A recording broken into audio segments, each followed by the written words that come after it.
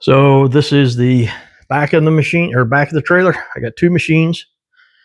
I've got the 8-gallon, which I use for concrete cleaning, and really that's about it.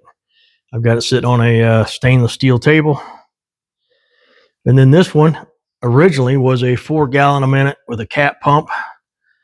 But I took the cap pump off and put a 5-gallon pump on it, and still got the GX390, and it's the perfect machine to house wash. Perfect pressure.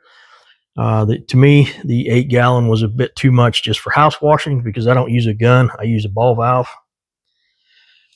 So this one is actually perfect. These are just electrical boxes, different connections that I got. But I do have lights wired on the back of my trailer. I call them idiot lights. Keep the idiots away from me. I mounted them on the inside of the trailer so that I can just shut my door and they're inside out of the way. On my bulk water tank, I come out with a 4-way. I really didn't need the middle. That was for something I did years ago, but basically just come out, split left and right. Those are fern cones right there just to make it easy to adapt. And they just run around behind the machine. They come out to the front, and I got water valves on them right there. So at the end of the job, if my tank's too full, I can open those up and drain the water out of my tank. So I'm not pulling all that water down the road, all that weight. Underneath, I just put a T and brought in my feed hose to my machines. I use these Y strainers. You definitely need Y strainers on them. Same thing on the 5-gallon machine.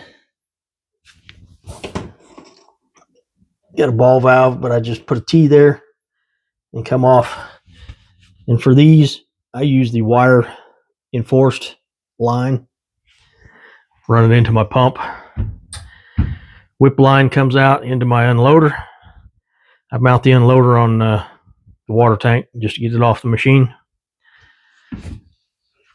Out of the unloader, recirculates back into my tank.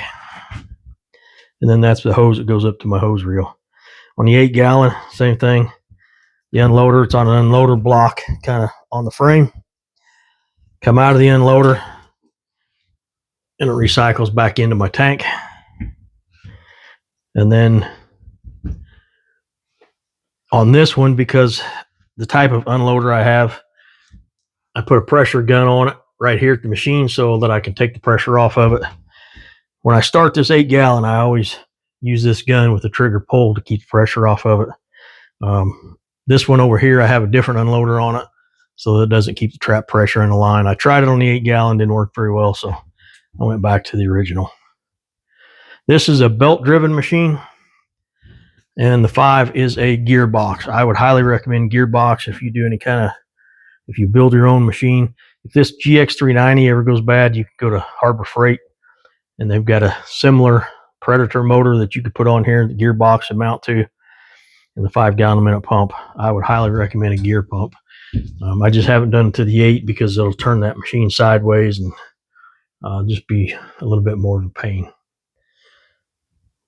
So that's kind of basically it for my trailer. Nice and simple.